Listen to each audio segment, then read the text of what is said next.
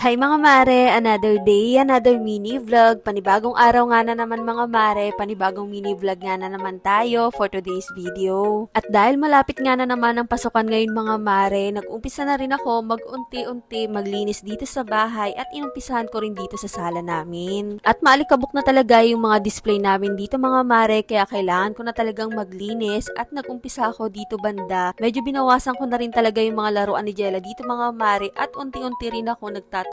Dahil yung iba kasi dito mga mare ay mga kalat na lang din talaga. Alam mo yung naiipon na lang talaga sila habang dumarami, kaya yung ibang ginagamit niya ay tinabi ko na lang din. At ganun talaga kapag may toddler ka na kasama sa bahay, hindi talaga may iwasan yung kalat na laruan. At mabuti na nga lang din mga mare, medyo nabawasan na yung laruan ni Jella kumpara noon dati ay napakarami. Pero si Jella mga mare ay nagpapabili pa rin talaga ng laruan, pero sinasabihan ko nga siya na wag na nga siya masyado magpabili ng laruan dahil malaki na rin siya at hindi rin naman niya nalalaro. Alam mo yung tipong sa una lang talaga niya lalaruin, tapos sa susunod na araw ay magsasawa na nga siya. At ganito pala ako maglinis sa bahay namin mga mare, literal na kapag ganito ay general cleaning talaga ang mangyayari. At lagi ko nga ginagamit mga mare panlinis dito etong sea waste cleaner dahil mas napapadali niya nga yung paglinis ko. At talaga namang hindi ko lang siya nagagamit dito sa kusina namin. Syempre, pati dito sa paglinis ng bahay ay talagang gamit na gamit ko nga ito. At nagsando nga ako ng suot dito mga mare dahil sobrang init talaga ng panahon ngayon. Kaya kung mapapansin nyo dito mga mare, yung likod ko ay sobrang basa na talaga ng pawis yan. Pero kahit ganon ay tuloy-tuloy pa rin talaga ako dito sa paglilinis dahil gusto ko kasi mga mare kapag once na gumalaw ako at naglinis ako ay dapat tuloy-tuloy na ito. Ayoko na yung pahinto-hinto pa dahil kung minsan kasi mga mare kapag nahihinto ako, may times talaga na parang tinatamad na ako. Ewan ko kung ganun din ba kayo mga mare or ako lang, pero may ganun talaga akong feeling. Kaya gusto ko kapag once na may ginagawa ko ay dapat tuloy-tuloy lang dahil ang hirap kapag sinumpong ka na talaga ng katamaran mo. Dahil kung minsan di rin naman talaga natin maiiwasan, may mga mood tayo na parang nakakatamad kumilos at kung minsan naman may mga mood din tayo na parang sipag na sipag tayo sa buhay natin, sa mga ginagawa natin sa bahay. Alam mo yung ganong feeling, kaya kapag once na sinisipag ako mga mare, sinasamantala ko talaga yung mga dapat na gawin ko dito sa bahay. At dahil full-time mom tayo, kaya nagagawa natin yung mga ganto sa umaga, ganto talaga yung ginagawa ko sa bahay mga mare. Tapos sa hapon naman ako nagtitinda. Kahit pa paano mga mare, may time pa rin ako para sa anak ko. At eto nga, magtatanghali na rin at eto na lang yung uulamin namin mga mare. Dahil nga medyo tinanghali na rin ako matapos maglinis dito sa bahay. At sala pa lang itong nalilinis ko namin mga mare. Bali sa susunod na araw na yung kusina namin. At ganito lang naman ako maglinis nga mga mare, paonti-onti. At by schedule din talaga yung ginagawa kong paglinis dito sa bahay mga mare. At ganun lang naman talaga kapag nanay ka na, ay paulit-ulit lang din yung routine na ginagawa mo sa loob ng bahay. At fast forward na lang tayo dito mga mare, kinabukasan, eto nga pala yung first day ni Jella as kiddie crew dito sa McDo. At in-enroll ko talaga siya dito mga mare dahil gusto ko ma-experience niya yung ganito. Dahil alam ko magiging core memory niya rin ito balang araw. Ang kagandahan dito mga mare, affordable lang naman nung in-enroll ko si Jella dito. 1,500 lang to mga mare. 5 days na yon at sa 5 days na yun mga mare, every 2 hours sila nandirito. At may free meal na rin nakasama yon. O diba, sulit na rin. Kesa naman nasa bahay lang sila, nagta-tablet. Why not ipa-experience ko na rin ito kay Jella? Sabi ko nga sa sarili ko mga mare, hanggat kaya ko ay ibibigay ko talaga para kay Jella. Kahit mahirapan ako, basta para sa anak ko ay gagawin ko ang lahat. Ganun talaga mga mare, kapag once na magulang ka na, alam ko makaka-relate din sa akin yung mga parents na dito.